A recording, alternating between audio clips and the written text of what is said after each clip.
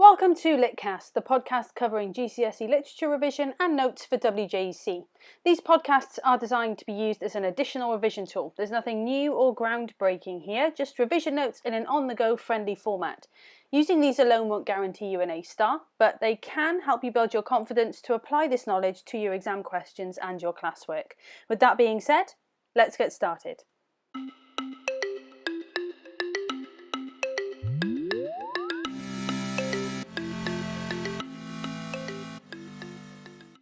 Hello and welcome back. In this episode we're going to be briefly talking about Carlson and Whit, two of the more minor characters in Of Mice and Men.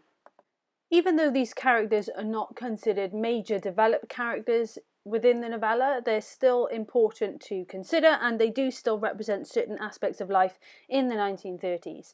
So we are going to start off with Carlson and think about kind of the different prejudices and attitudes that he embodies. So he's seen as unsentimental and aggressive, and he convinces Candy to let him shoot the dog.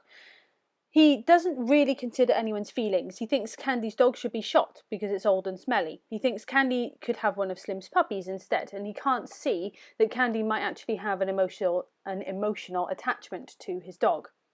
After he's shot the dog, he doesn't apologise to Candy and cleans his gun in full view of everyone.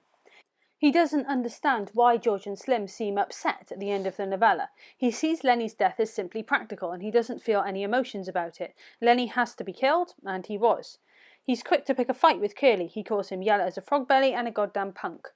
So we can clearly see that Carlson embodies the ideas of insensitivity, aggressiveness, and just not necessarily wanting to connect with anything on an emotional level, which embodies that idea of the harsh life of ranch workers.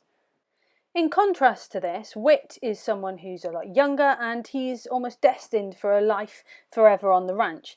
He is a bit more enthusiastic and fun, which is possibly why his name sounds like the word wit, as in to be witty. He's not bitter about ranch life at the moment. The reader knows he'll probably turn into a sad old figure like Candy, but Whit at this point isn't aware of this. He plays cards with George, but as soon as they get talking, he's not interested in the game anymore, which shows that he is actually lonely on the ranch and is desperate for company and friendship. There's signs that Whit is already destined to this harsh ranch life and is already being affected by it. He already seems to be weighed down by the life, as if he's carrying an invisible grain bag. He's sad and nostalgic about the departed Bill Tenner, and he knows all about and recommends Old Susie's brothel, going into quite a bit of detail. He's got no ambitions. He's already wasting his money on girls and drink. He represents what George could become without Lenny and their dream farm. So if you were writing an essay about a theme, for example, you could link these characters into that. You could link them to loneliness, you could link them to prejudice, you could link them to destiny or fate. And just mentioning these demonstrates quite an in-depth knowledge of the novella because they are more minor characters. And thinking about the connections between them and other characters is useful. Like, for example, the connection between Whit being what George could become, which obviously becomes more possible when Lenny dies at the end of the novella. So that's just some really brief notes and revision on the characters of Carlson and Whit. Thank you very much for listening and tune in to the next one.